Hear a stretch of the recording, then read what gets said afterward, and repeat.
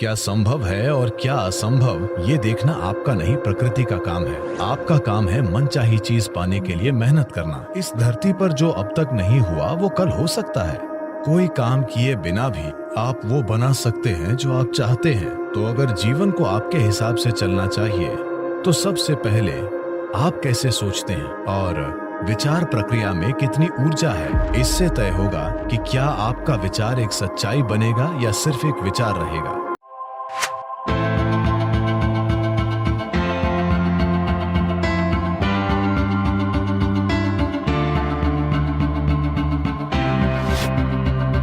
अगर आप अपने मन को संगठन के एक निश्चित स्तर तक व्यवस्थित करते हैं तो ये पूरी प्रणाली को व्यवस्थित करता है। आपका शरीर, आपकी भावना, आपकी ऊर्जा, सब कुछ उसी दिशा में व्यवस्थित हो जाती है।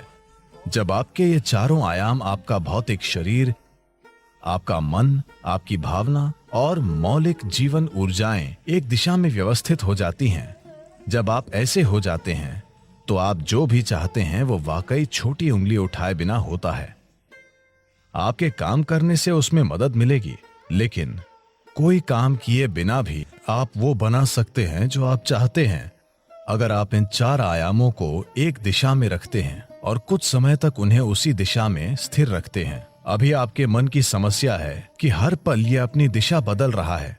ये ऐसा है जैसे आप कहीं जाना चाहते हैं और हर 2 कदमों पर आप अपनी दिशा बदलते रहते हैं, तो आपका मंजिल तक पहुंचना बहुत मुश्किल है जब तक कि यह संयोग से न हो।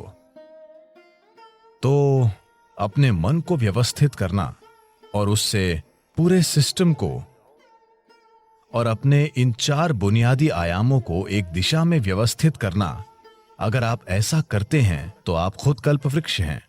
Anything that you wish will happen. जो भी आप चाहते हैं वो होगा।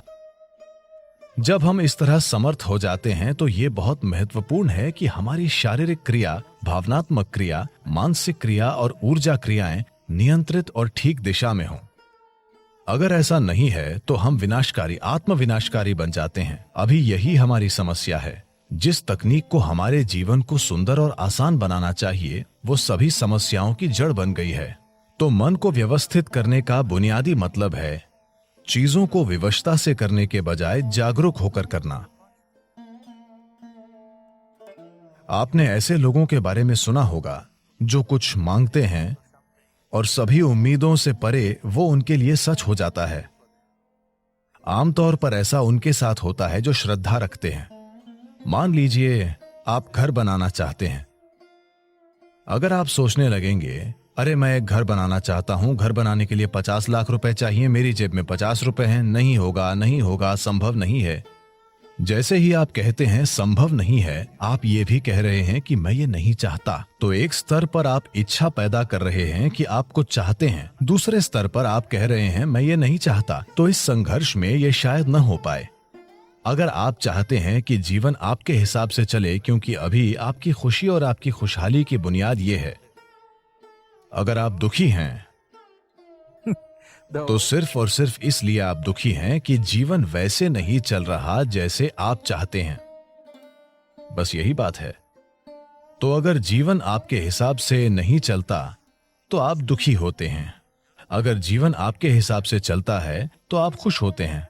ये इतना सरल है। तो अगर जीवन को आपके हिसाब से चलना चाहिए तो सबसे पहले आप कैसे सोचते हैं, आपकी सोच में कितना फोकस है, आपके विचार में कितनी स्थिरता है और विचार प्रक्रिया में कितनी ऊर्जा है, इससे तय होगा कि क्या आपका विचार एक सच्चाई बनेगा या सिर्फ एक विचार रहेगा। ये इससे भी तय होगा कि आप उल्टे विचार बनाकर उस विचार के लिए रुकावट नहीं पैदा करते। Is something possible or not possible? Is destroying humanity. क्या ये हो सकता है या नहीं, ये मानवता को नष्ट कर रहा है। क्या संभव है और क्या असंभव ये देखना आपका नहीं, प्रकृति का काम है। आपका काम है मनचाही चीज पाने के लिए मेहनत करना। अभी आप यहां बैठे हैं। अगर मैं आपसे 2 सरल प्रश्न पूछूं, मैं चाहता हूं कि आप बस सुने और उत्तर दें। आप जहां बैठे हैं क्या वहां से उड़ सकते हैं? आप कहेंगे नहीं। क्या आप यहां से उठकर चल सकते हैं? आप कहेंगे हां। इसका आधार क्या है कि आप उड़ने के लिए नहीं और चलने के लिए हां कहते हैं? आधार है जीवन का अनुभव। कई बार आप उठकर चले हैं, कभी उड़ान नहीं भरी। या दूसरे शब्दों में, आप जीवन के पिछले अनुभव को आधार बनाकर यह तय कर रहे हैं कि कुछ संभव है या नहीं। या दूसरे शब्दों में, आपने तय किया है कि अब तक जो नहीं हुआ वो भविष्य में आपके जीवन में नहीं हो सकता है। यह मानवता और मानवीय भावना का अपमान है। इस धरती पर जो अब तक नहीं हुआ वो कल हो सकता है। इंसान इसे कल एक सच्चाई बना सकते हैं। तो क्या संभव है और क्या असंभव, यह देखना आपका काम नहीं है। यह प्रकृति का काम है। प्रकृति तय करेगी। आप बस देखिए कि आप वाकई क्या चाहते हैं और उसके लिए मेहनत कीजिए। और अगर आपका विचार एक शक्तिशाली तरीके से तैयार होता है, बिना किसी उल्टे विचारों के, कोई ऐसे उल्टे विचार न हो जिनसे विचार प्रक्रिया की तीव्रता कम हो जाए। सबसे पहली और महत्वपूर्ण बात यह है कि आपको स्पष्ट पता होना चाहिए कि आप वाकई क्या चाहते हैं। अगर आप नहीं जानते कि आप क्या चाहते हैं, तो उसे बनाने का सवाल ही नहीं उठता। अगर आप ये देखें कि आप वाकई क्या चाहते हैं, तो हर इंसान यही चाहता है। वो खुशी से जीना चाहता है, वो शांति से जीना चाहता है। In terms of its relationships, वो चाहता है कि उसके रिश्ते प्यार भरे हों। या दूसरे शब्दों में कहें तो कोई भी इंसान यही चाहता है कि वो अपने भीतर सुखी हो और उसके चारों ओर सुख हो। ये सुख अगर हमारे शरीर में होता है तो हम इसे सेहत या सुख कहते हैं। अगर ये हमारे मन में होता है तो हम इसे शांति और खुशी कहते हैं। अगर ये हमारी भावना में होता है तो हम प्यार और करुणा कहते हैं। अगर ये हमारी ऊर्जा में होता है तो हम इसे आनंद और परमानंद कहते हैं। यही एक इंसान की तलाश है। चाहे वो काम करने अपने ऑफिस जा रहा है, वो पैसा कमाना चाहता है, करियर बनाना चाहता है, परिवार बनाए, वो तब भी उसी चीज की तलाश में है। भीतर सुख, चारों ओर सुख। अगर यही हम चाहते हैं तो मुझे लगता है इसे सीधे संबोधित करने और इसे बनाने के लिए खुद को प्रतिबद्ध करने का यही समय है।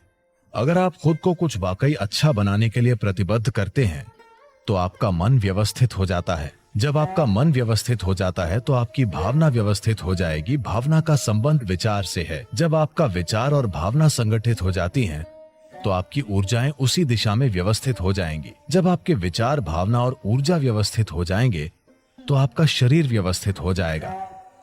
जब ये चारों एक दिशा में व्यवस्थित हो जाते हैं तो आप में मनचाही चीज बनाने और प्रकट करने की जबरदस्त क्षमता होगी।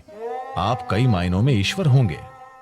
जो सृष्टि का स्रोत है वो आपके जीवन के हर पल में आपके अंदर काम कर रहा है। बात सिर्फ ये है, क्या आपने उस आयाम तक पहुंच बनाई है या नहीं। अपने जीवन के 4 मूल तत्वों को व्यवस्थित करके आपको वो पहुंच मिलेगी। ऐसा करने के लिए साधन और तकनीकें हैं। योग का पूरा विज्ञान, पूरी तकनीक जिसे हम योग कहते हैं, वो बस यही है, खुद को सृष्टि के एक टुकड़े से सृष्टा बनाना।